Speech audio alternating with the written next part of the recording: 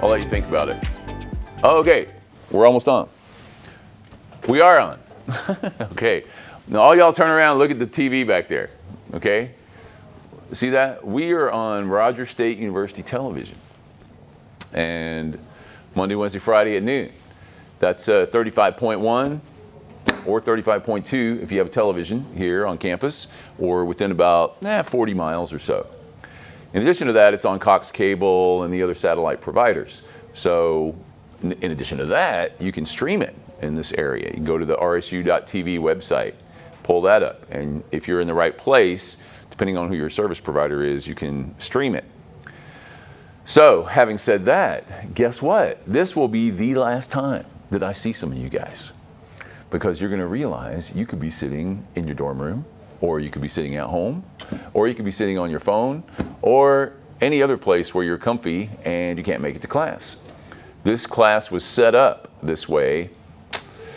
We've had television classes for 35 years, I think, somewhere in that range.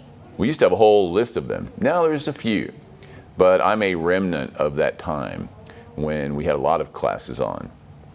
And what originally it was for was to reach people at home. Single parents, people who don't have cars, people who don't have access to the campus, and things started to evolve with online education. And so we've synced up with online education. It all kind of merges now. So the first thing that I just want to emphasize is that this class is a Monday, Wednesday, Friday class, but it's on TV. In addition to that, Fridays are what I call current event days, or sometimes video days. So if you like being in class, I encourage you to come to class, because you get a little different experience actually being in the classroom than just watching on TV at home or watching the recording of it. You can ask questions. You can't ask questions from home, it's just a little more challenging. But here you can ask a question, get some clarity on something you might be concerned about. And I know as a student myself, I like to have a teacher in front of me so I can model myself on what they are doing. And it's been a long time since I've been in a college class, but I still am a student. Every week I take guitar lessons. So I have a teacher. I go sit with him for 30 minutes, do my lesson, practice what I was supposed to learn for the past week, show him what happened, how I can build on that. So I've taken online guitar classes, and it's not the same. Because it's a video and you're watching and you're trying to do what they're doing on the video, but it's just not the same. However, for some people, it's the best option. If you're very involved in RSU activities, whether you're a gamer at a high level here at RSU, or an athlete, or whatever it is that you do that keeps you engaged, this distance education class will help you out. As a result of being on TV, I can already tell you guys are all very nice and quiet. That's good because it's on television. And as a result of being on TV, I'm thinking about a lot of things while I'm doing my lecture. It's not just talking about the subject at hand, but I'm thinking about how it looks on the screen, what I have coming up, all these other things that are going on in the back of my mind while the front of my mind is working on bringing you the information that we want to get to you. I'll be talking about this class here in a little bit. Native Americans in North America, freshman level class, get your global humanities out of the way and your general education requirements. So that's a really good starting point for that. But for many people, it gives them insight into their lives that they did not have before, especially if they're a tribal citizen. And I don't ask for a show of hands or anything, but typically several people in the class will be a tribal citizen, and just as many will not be, because they're in the class, either it fit their schedule, they need to knock out the requirement, or they're interested. They might have a family member who's Native, and they're interested in Native history or Native current events. And so a person can learn a lot about those things in this class.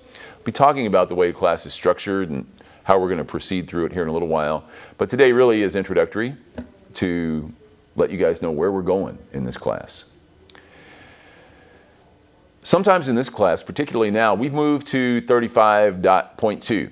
So we used to be on 35.1, which is the main RSU TV channel, and they've made an educational channel, 35.2, which is where we are, which is totally fine.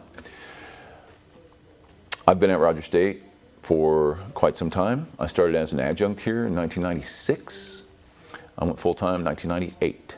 This is my 25th year teaching at Rogers State. It's also my 25th year on TV. In addition to my teaching, I also do a lot of extracurricular activities.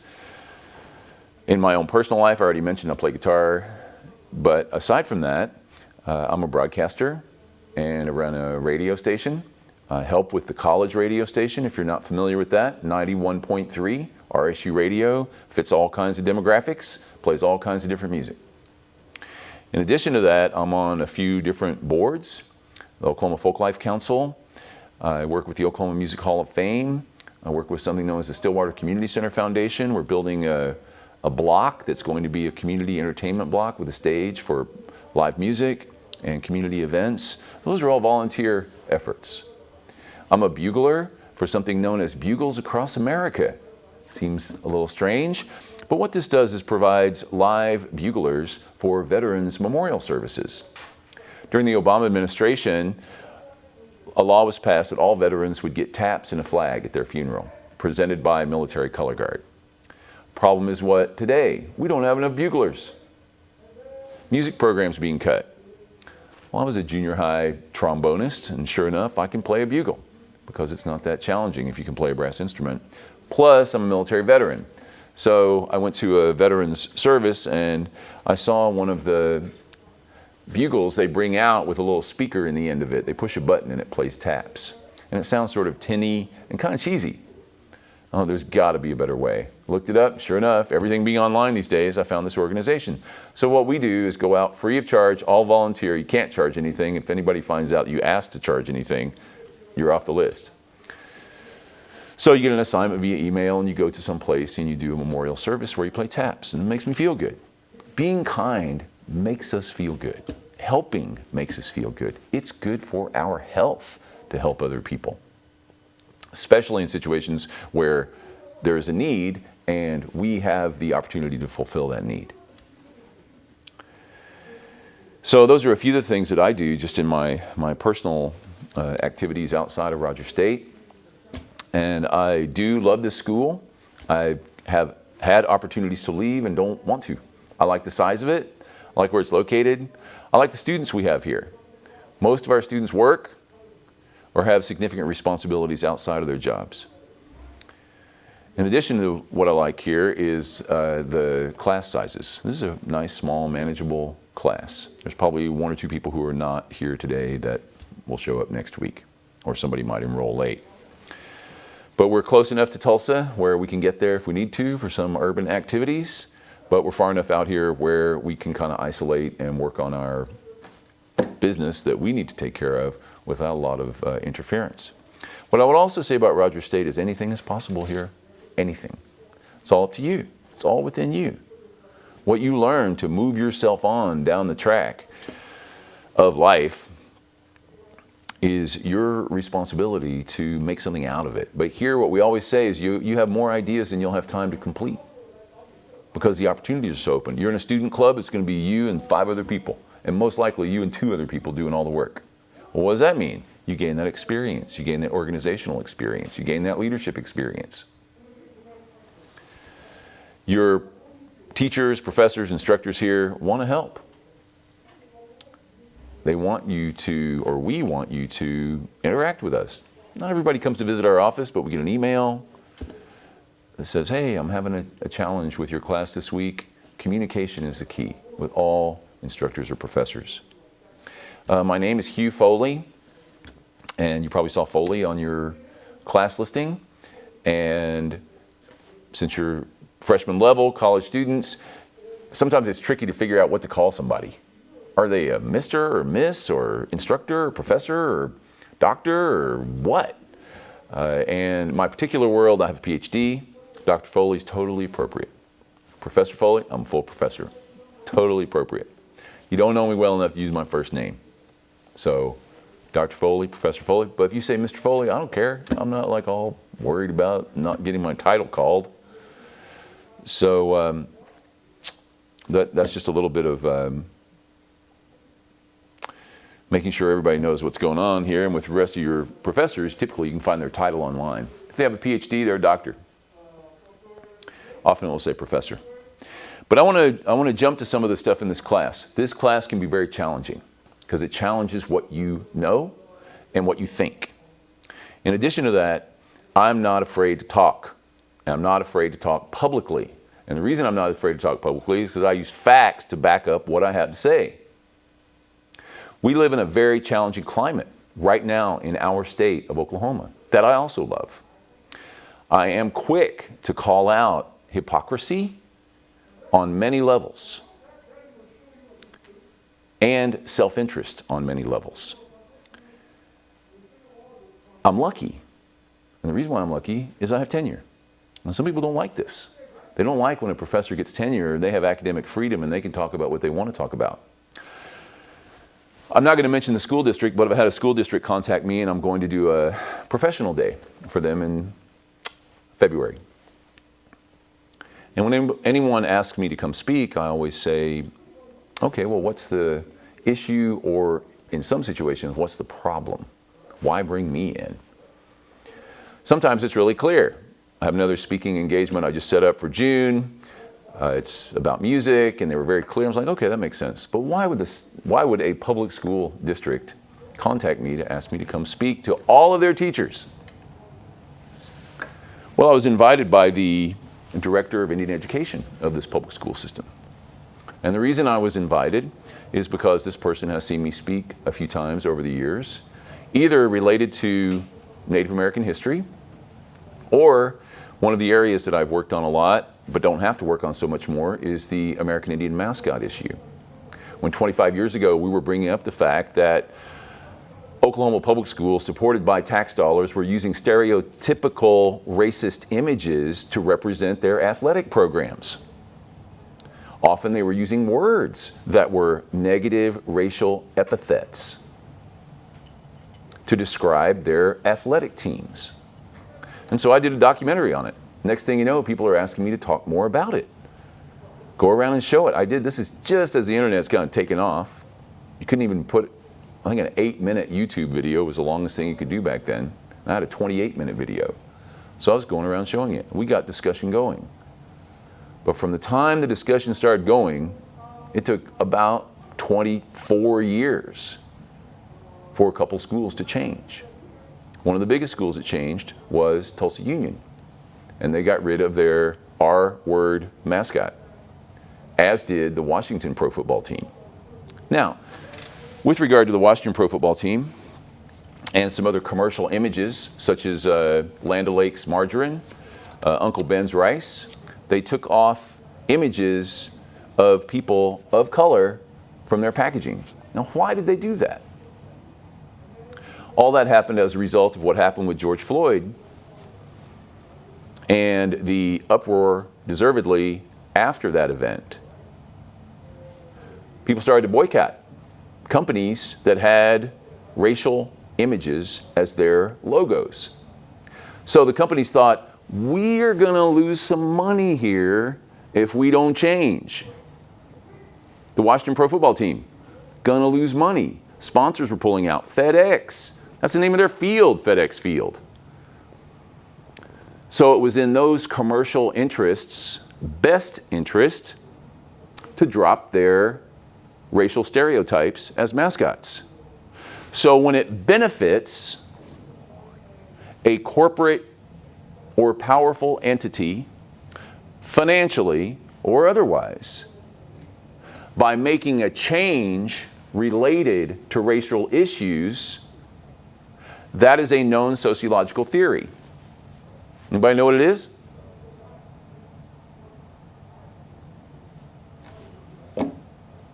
You can't even teach it in high school. It's known as critical race theory, CRT. We have a state law that says we cannot teach that to high school students, nor can we require people who are employed by the state to go to any kind of training that implies that that sort of subject will be discussed. So if you can't teach it in high school, and you can't do it as professional training to employees, where do you learn about critical race theory? just out of your own interest, or maybe you don't care. Either side's okay. But to not know what it is because the state made a law to prevent you from knowing it, it's really amazing. Someone my age, we had knowledge when I was growing up of McCarthyism, the Red Scare in the 1950s. What was the Red Scare? If you were a communist, they were going to come get you. Even if you weren't a communist, they were going to use that against you to potentially suppress you in one way or another. And here we are living in a time where in high school we can't teach the subject of critical race theory. So here I am in high school. Well, how does that apply to what we're talking about today, Native Americans in North America? Well, when we talk about Native people and what they have experienced as a whole and individually, with no two stories being the same, we also can bring up that very same subject. Because until it benefits the larger, more powerful entity to make a change related to these other people over here,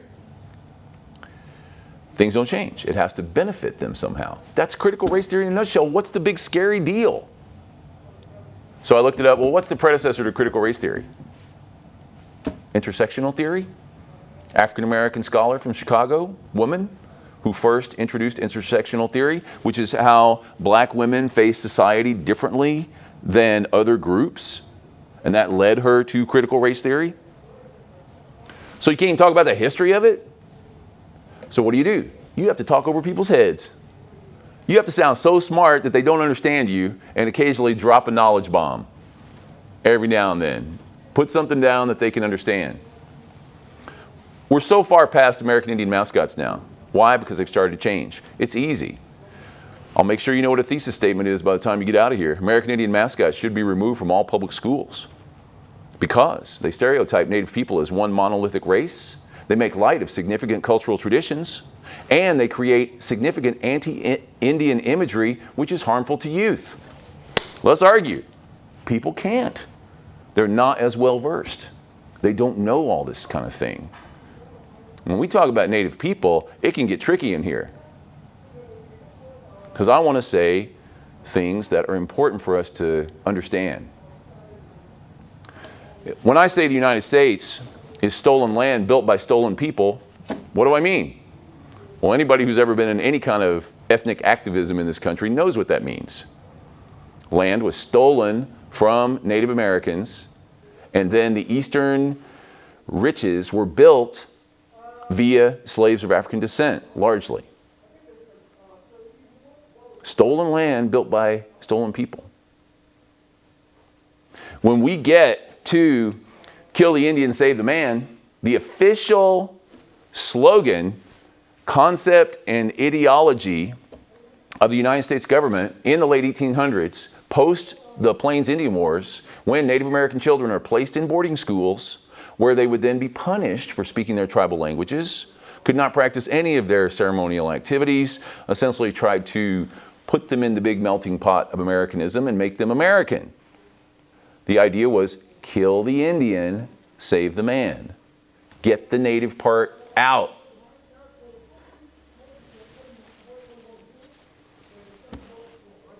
Contemporarily, some Native activists will say the government did their job because there are a lot of Native people today who don't know anything about their Native history, who they are identity-wise, or have any connection to it. So in some cases, the government did their job 130 years ago when it started in the boarding schools, go up to and through the 60s and 1970s. Are there federal boarding schools today for Native children? Yes. You have to be a quarter Native, and you decide if you want to go there or not. And that's either to Sequoia, or Riverside, down in Anadarko, or Eufaula. So they're all still federal boarding schools, but they're run by the feds, not a church organization. That's why the Interior Secretary right now, whose name is, anybody know? Deb Haaland. First Native and Native woman to lead the Interior Department, which manages all Native American affairs. Super historic. What's one of the first things she's done? An investigation into the boarding school era. Because we're still dealing with generational trauma. What's generational trauma? It's when your ancestors experienced trauma and it's carried down to you through your genes. Where this research first emerges is out of the Holocaust. Descendants of Jews who were in the Holocaust. And why are they suffering depression, anxiety, substance abuse? So we get to today, if we don't understand generational trauma, you don't really understand a lot of what's happening in Native history as well as non-Native history. Anybody can have genetic trauma and generational trauma. And that's where we build up to something like white privilege. What's white privilege? That's where when you're a white person in American society, you kind of get to slide through in ways that people of color don't. But then if you have white people who hear that, or I'll go ahead and let that term stand for now, white, I'm like, wait a minute, I didn't do anything to you. I don't have anything to do with what happened 200 years ago. I'm not saying you did. Everybody has their problems. Everybody. It doesn't matter how old you are, what your ethnic background is, what your socioeconomic status is. Everybody has problems, which is called life. Car breaks down, that's a problem. That happens to everybody. Everybody has a flat tire. No, just because you're white doesn't mean your tires don't go flat. That's not what we're saying. We're saying that you have to understand where all this is coming from. Now, why is this even more significant? We've hit the point in Oklahoma where our K through 12 population is more than 50% non-white. So that means we're already raising the generations that are going to take over. Now, Oklahoma being a uniquely split state between our urban areas and rural areas. Our urban areas tend to be more multi-ethnic. Our rural areas tend to not be. And we have a lot of other issues here in Oklahoma regarding our education level. College graduates, people who finish high school, people who even read books. So let me ask you this, how many tribes do you know how many federally recognized tribes are in the state of Oklahoma? Okay, well, I'm going to go ahead and throw out there 38.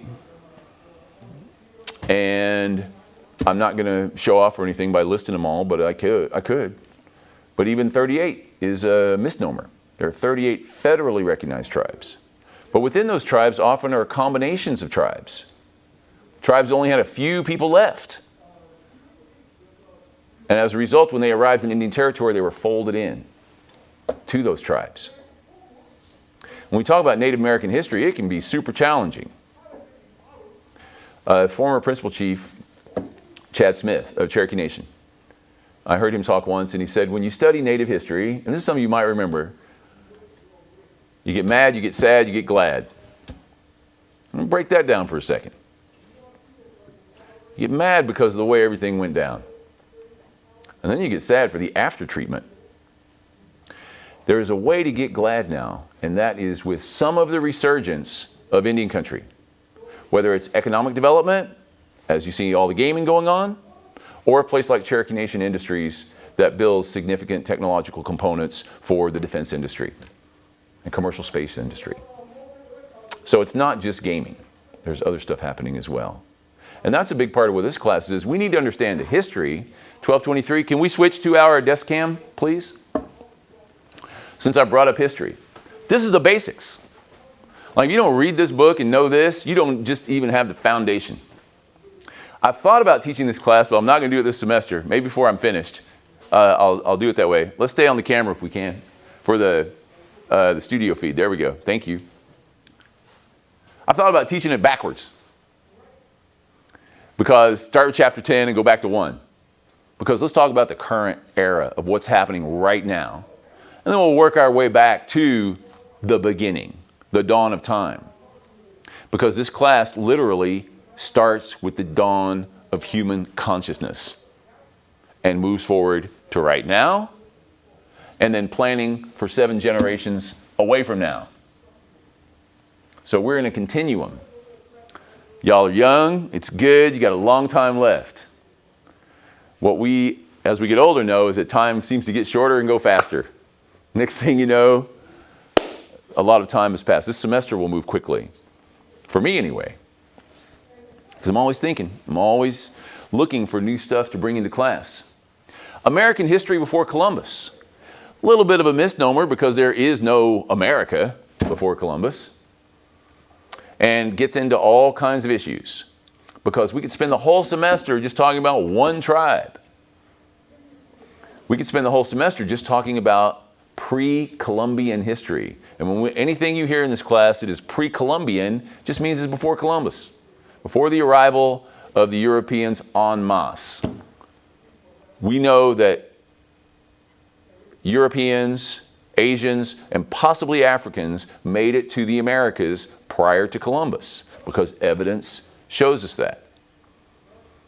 The African connection is a little contentious, but it could potentially be there. What we've also just learned, just in the last week, National Geographic article, that Native Americans now, and I have to look at the whole story, have been discovered on the other side, meaning in Asia. And we all know how Alaska almost touches Russia, right? And so that one story is the Bering Strait theory, that was one piece of land that connected those two continents at one time, and people came across it. Well, guess what? People went the other way too. So there are a lot of things to think about there. But American history before Columbus, that's creation, the creation story. If you have a tribe that you're a citizen of, you should know your tribe's creation story. From Muskogee, the story of the spider, weaving the world. Well, a lot of times what these creation stories do is not only tell us a version of creation from that tribal point of view, but it gives us some insight into that tribe's history, the way they see it. And that's what we try and do in this class over and over and over, is provide you information from the tribal point of view. How do we do that? The internet. Every tribe has a website. And they often have videos from their people produced. So what I am now is just kind of a catalyst to be able to get this information to you. So we could spend a long time, American history before Columbus, the Spiro Mounds that are in Spiro, right by Arkansas. The King Tut of the West, it was known, where they went in and put dynamite in the side of the hills in the 1920s that turned out to be burial mounds, blew them open, and then sold the stuff all over the world. There's stuff from Spiro all over the world. Until Oklahoma was the first state to put a state Archaeological Protection Act into place. And then later on, it kicks in the federal ruling of NAGPRA. Anybody know that one? Native American Graves Repatriation and Protection Act. Any official facility that receives federal funds and has any kind of funeral remains, meaning human remains or things taken out of a funerary environment, have to return them to the tribe. Now what? The tribe, in some tribe traditions, once it's put in the ground, that's it. They don't want it back. So now what? Well, tribes have started to set up their own cemeteries so they can rebury their people that have been sitting in, their bones have been sitting in boxes in some museum for the last 100 years. So we got all that going on. So there's a lot to talk about in just a week or so before Columbus. Then the invasions of America. Invasions? Wait a minute, I thought that was discovery. Not if you live here and a bunch of boats show up with a bunch of people who tell you if you don't do what they say, they're going to kill you. And not only that, but they're speaking a language that you don't understand, so how do you even know what they're talking about? And that's what the Spanish did in the 1500s. The requerimiento. Anybody speak Spanish? Requirement. If you listen to us and do what we say, you're going to be all right. If you don't, all the bad things you can imagine are going to happen to you in Spanish, to somebody who doesn't speak Spanish. So what is that? A brief ceremonial right of possession? Okay, invasions, encounters. What did the natives think?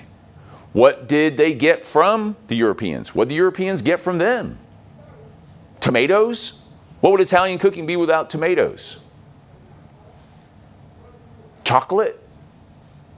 Comes from the Americas. Corn?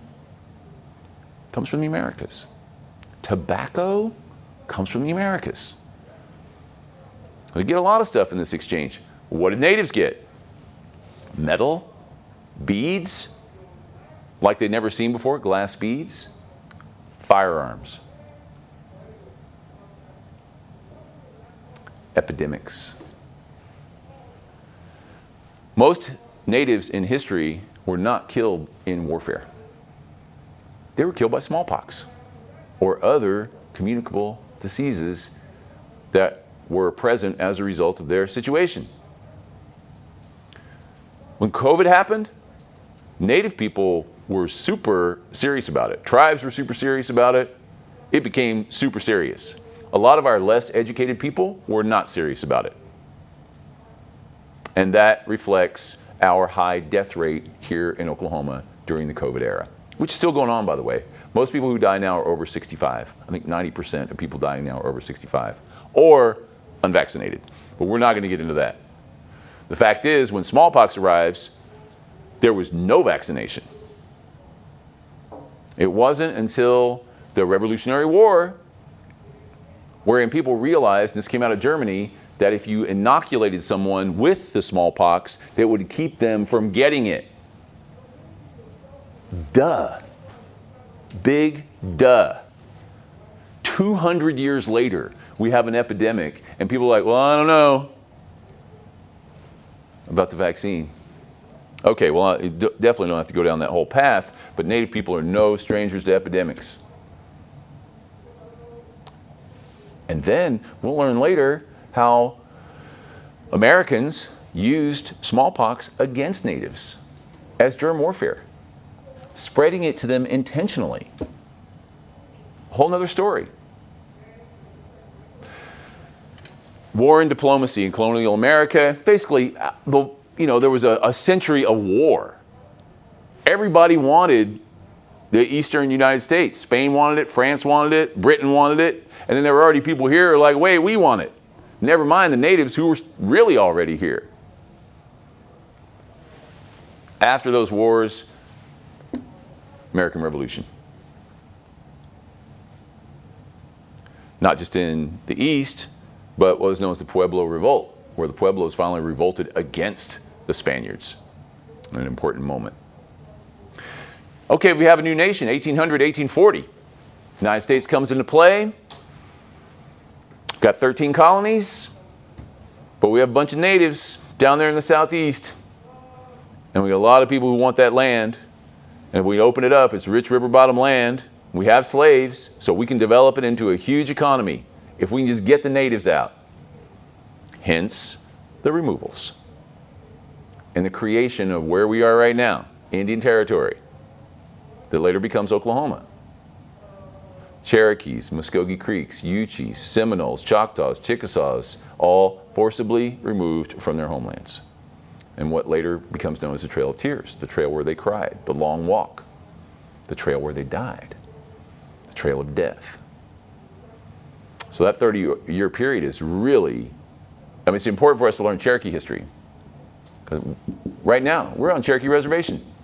This is like, it always has been, but nobody really knew it until a couple of years ago in the McGirt case. Yeah, we're on Rogers State University, state property here in Oklahoma, but we're also on Cherokee Reservation. So we have a lot to talk about there. When you learn the Cherokee story, you can apply that paradigm, which is a good college word, P-A-R-A-D-I-G-M, paradigm.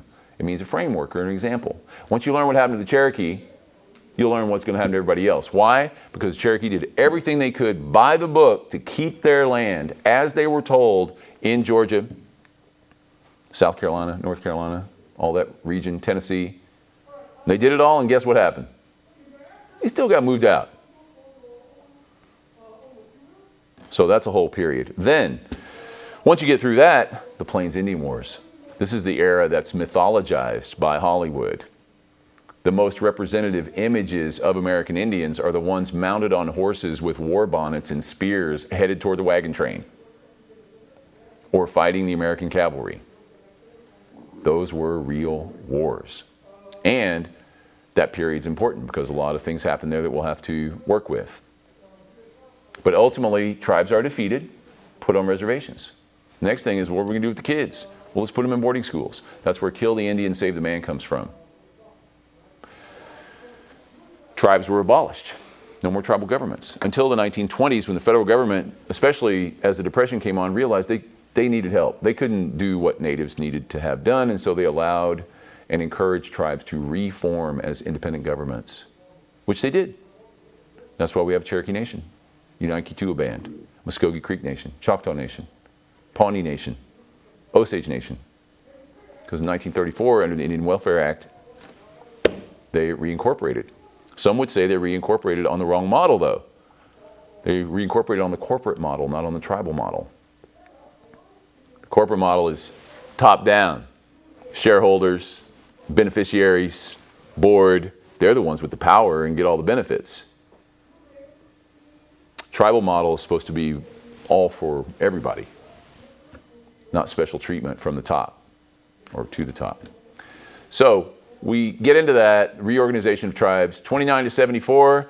A lot of things happened in that period up to the American Indian Movement. And there's a film coming February 11th in Muskogee, and I just talked to the filmmaker over the weekend. I'm trying to get him to come to class. I don't know if he'll make it or not, just because of his schedule. But I have another person coming to class I want to tell you about in a second. So from the Great Crash to Wounded Knee, and then finally this current era, where we are today. So we want to give you a good history. You can go ahead and flip back to me on our camera. So in that's 16, we only have 16 weeks. A college class is 48 hours. And it's not even an hour, it's a Carnegie hour. What's Carnegie hour? 50 minutes. So 48 50-minute classes. That's not a lot of time to do much of anything. And that's why classes need to be specialized. This is a survey course where we're just going to try and get you as much information as we can. But I take a lot of rabbit trails, especially with regard to current events.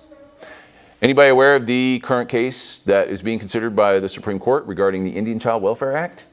Anybody know that? Anybody know what the Indian Child Welfare Act is? No, okay.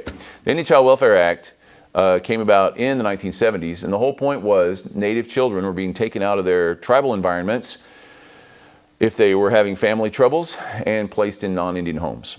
And quite often there was more or less a racket to get Native children into non-Native homes. So what the Indian Child Welfare Act did was gave tribes and tribes' social services departments an opportunity to have a say in what happens to that child. Can they go to a Native family if possible? Citizens of the tribe, if at all possible, but another Native person if possible. Well, some white families contemporarily said that is unconstitutional because it is racist. Okay, we've got to unpack that for a second. Native children, okay, whites want to adopt them, but the tribe has say and won't let them. That's racist. Well, this is the discussion right now. Because up to this point, Native people are not considered a race first. That's second on their list. Because Native people have a political status as citizens of sovereign nations. Now, we can argue about the sovereign part, but for the time being, we'll let that stand. So before we even get to race, that's second.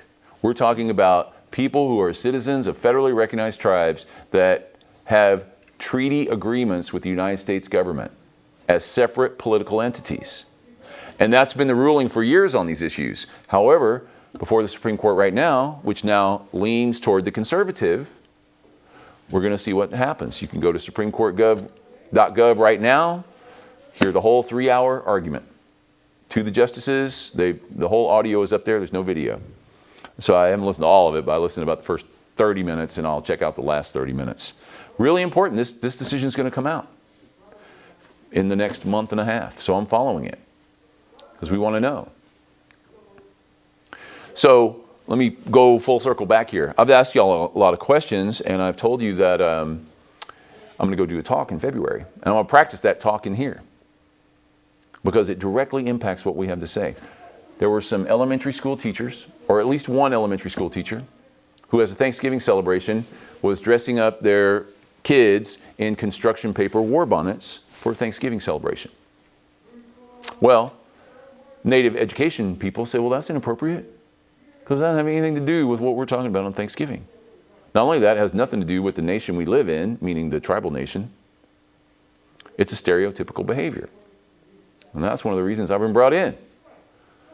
So how am I going to get around this? If it's against the law to bring up critical race theory, I have to be smart about it. There are a lot of ways we can do that. let's go to the computer if we can. Next, this Friday, what I want to let you know, I'll be in here. You guys can come on in here if you want to, but you don't have to.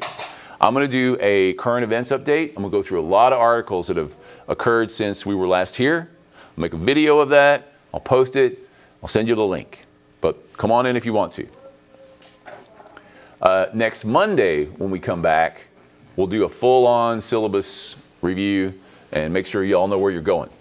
But today is really a day to, you know, meet me and decide what you think about me and whether you want to hang around or not. Because it was not, I'm sensitive, kind, and understanding, but I'm also upfront about what I think, and I support what I think with facts. We've gotten in a non-fact era, and I'm trying to lead some of us out of it. See this woman right in the center with the glasses? I'm going to talk more about her a little bit later on.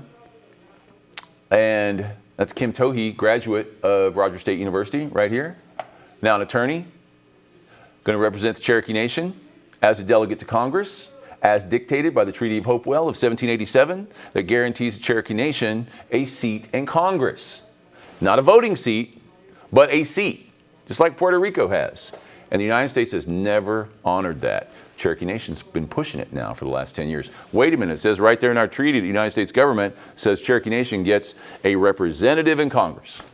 So what's up with that? Well, we're going to find out. But it shows you somebody went to Rogers State University and is now at the tip of what's happening in the Cherokee world. Not only that, one of our other former students, I just saw her a couple days ago. She came out of here as a graphic designer, and she just got a new job. She's the producer of Cherokee Nation Holiday, the Labor Day weekend festival in Tahlequah, 4 or 5 days. She's now the lady who's in charge of the whole thing going off. And she went to right here, sitting in the same class. The things you're going to do in your life are going to be great. You just got to prepare yourself for it as best you can. There's a lot of distractions in college. Social distractions, family distractions, boyfriend, girlfriend distractions, all that stuff. But remember, this experience is about you. It's not about your family, your boyfriend, girlfriend, your friends, or anybody else, because they're not going to do your work for you. Only you're going to do your work for you, and you're the one that's going to benefit from it. When class is over and you get spring break, summertime, whatever, lake, pool, river, ball game, whatever you want to do is good, because we all got to have a break. But I tend to go through and look at our community tribal partners. Cherokee Nation. What's the difference between the Cherokee Nation and the United Kituwa Band of Cherokee Indians? Well, we are going to have to discuss that because most people can't parse that we have two different federally recognized Cherokee entities here in the state. Muskogee Creek Nation, neighbor nation. That's where the Supreme Court case came from, the McGirt case, where the attorneys realized that the Congress had never disestablished the Muskogee Creek Reservation. As a result of that, Cherokee Nation Reservation never disestablished. Choctaw, Chickasaw, Quapaw, and Seminole nations were never disestablished. So now half Oklahoma is an Indian reservation. This is big news from the last couple of years. Changes a lot of things. What does it change? Well, let's say you're a tribal citizen and you have a tribal tag on your car and you get stopped and you get a ticket. Guess what? You don't go to Rogers County to pay it. You go to Cherokee Nation and pay it now. If you're in Tulsa and you're a Creek citizen or Muskogee citizen and you get a ticket, you don't pay it at Tulsa County. You got to go to Okmulgee and pay it at Muskogee Creek Nation. That's just the low end of it. Never mind murder and what happens in that regard. The feds have to come in. You know, when you commit a capital crime on an Indian reservation and you're a native person, it is a federal crime. So, Muskogee Creek Nation, we like to keep up with that, of course. Osage Nation, our other neighbors. And we talk about Osage Nation, who got a lot of press in the last couple of years because of the movie that was made up in Pawhuska and all through Osage Nation that was about what? The Osage Indian murders of the 1910s and 20s, where Osage people were murdered for their oil mineral wealth. And now this film made by Martin Scorsese, one of the premier directors of all American film history, with Robert De Niro, Leonardo DiCaprio, et cetera, et cetera. And this film will be out in the next year. But guess what? It wasn't just the Osage Nation, it was also the Muskogee Creek Nation, where citizens were killed for their mineral wealth. Now, I have an author who's going to come in here over the next couple of weeks named J.D. Colbert, and he's going to tell you about it from the book he wrote. He's a Muskogee Creek citizen. So it wasn't just Osages who were killed for their mineral wealth. Now, here's where it gets all real tricky. Well, let me go another direction. I want to show you two other things before I say this. This is a website called IndianNewscom with a Z. This is a daily aggregate of Native news. And it's a really good place to keep up with stories that are popping out of the Native world. And so another important one that I look at is called Aistm.org. This is where we aggregate all the articles that have to do with mascot changes around the country. New York, Colorado, New York, Kansas, New York. What happened in New York was the state legislature made a law that said you have to change your mascot if it has a Native theme. If not, you're going to suffer some penalties and you won't get some funding. And so there's a lot of back and forth about that in New York right now as you see all these people. No more Native American mascots, says New York State. They all must go. So this is kind of a big story. Connecticut, a school lost $94,000 in annual aid after refusing to give up their Red Men nickname. So it's come down to that now. People are willing to not get money to keep a mascot that has negative connotations. Something else I want you to know about, if you haven't seen it, it's either ChatGPT, which is part of this open AI program. I'm afraid to show you too much. No, I'm not afraid. I want you to know what this is. But if you haven't started working on this yet, what is the Indian Child Welfare Act? That's pretty easy, okay?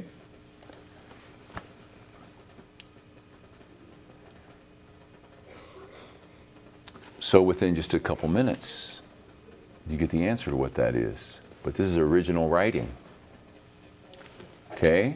Now I'm not going to read the definition because it's more or less what I just said. How about summarize,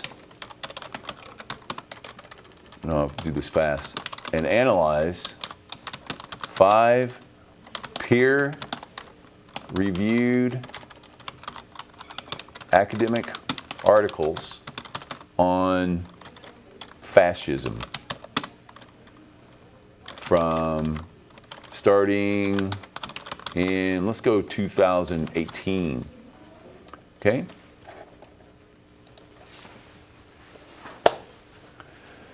There's your citation. There's a summary. Now this extends to a lot of things. This thing will write essays, it'll write apps, it'll write marketing plans, whatever you feed it. It's going to come back at you with something that you're going to be surprised about. Now, we as teachers, what does that mean? How are we going to use this? Let's go back to me real fast. I want to bring this up some more because it's an unbelievable resource and it's baby stages. If you haven't heard about it yet, by summer, a lot of people are going to know about it. OpenAI.com. AI is going to be doing a lot of stuff, so I wanted to bring that up. This particular class on Friday will do current events. What I want to mention about those Osage Indian murders and the Muskogee murders, circa late 19-teens, early 1920s, what else is happening at that time in Tulsa? Tulsa Race Massacre. Same time Osage people are being murdered for their mineral rights, people of African descent, African Americans, are being murdered because of their ethnicity and where they lived. Same time, 1921. Don't you think we should be teaching this? We can't excuse the abuses of the past. We have to recognize them and understand them so we can move forward. Stop things in their tracks when they're not right and move forward. And that's why this class is always interesting to teach and take, because it's dynamic. And we're going to get after it throughout the semester. My time is up today. Monday we'll review the syllabus. Friday's current events day. You don't have to be here, but you're welcome.